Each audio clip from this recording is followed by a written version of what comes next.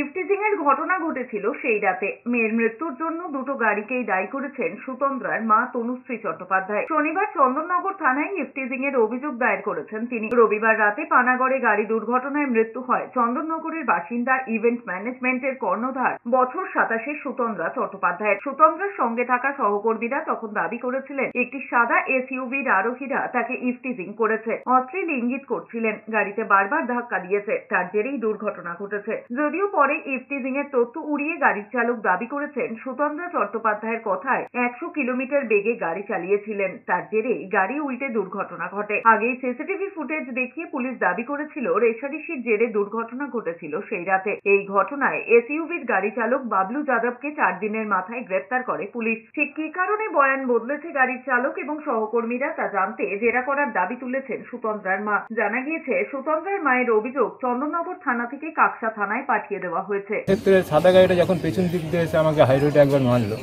তখন দোষটা তো সাদা গাড়িরই ছিল।